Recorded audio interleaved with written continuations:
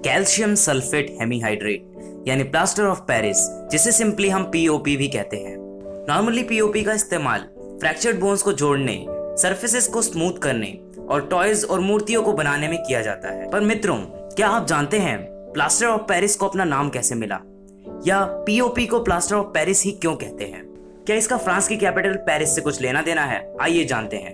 तो नमस्कार, मैं सतीश पांडे एक बार फिर से स्वागत करता हूं आपका हमारे चैनल विजडम साइक्लोन पर। फ्रेंड्स, अगर आप ये क्वेश्चन गूगल पे सर्च करेंगे तो आपको सबसे ऊपर आंसर मिलेगा कि प्लास्टर ऑफ पेरिस को इस नाम से इसलिए बुलाते हैं क्योंकि दुनिया में सबसे ज्यादा जिप्सम पेरिस में पाया जाता है और जिप्सम से ही पीओपी यानी प्लास्टर ऑफ पेरिस बनता है, इसलिए उसको प्लास्टर ऑफ पेरिस के नाम से बुलाते हैं।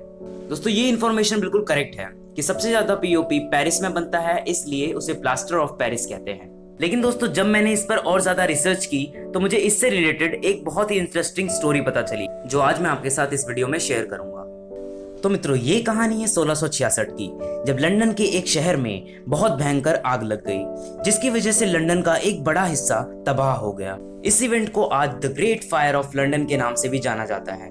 दरअसल दोस्तों, उस समय के घर ज्यादातर लकड़ी के बने होते थे, जिससे आग एक बार लगी तो फैलती ही चली गई।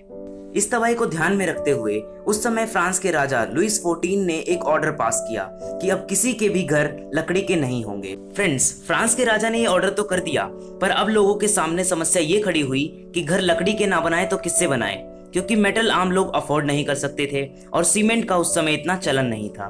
तो दोस्तों, इस विषय पर राजा के दरबार में करीब 1.5 महीने तक चर्चा हुई, पर नतीजा कुछ नहीं निकला। अंत में राजा के सबसे करीबी और बुद्धिमान मंत्री ने उन्हें एक तरकीब सुझाई। मंत्री का कहना था, अगर लकड़ी के ऊपर प्लास्टर की कोटिंग करके घर बनाया जाए तो इससे बहुत बचत होगी।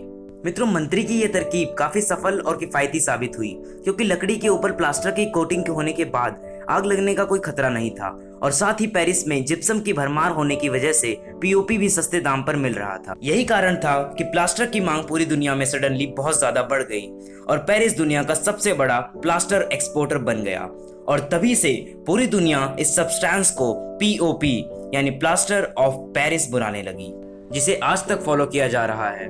सो guys, this was the end of today's video. आशा है आपको जानकारी पसंद आई होगी। अगर हाँ, तो लाइक करना ना भूले। अगर नए हैं आप हमारे चैनल पे तो सब्सक्राइब करके जाएं।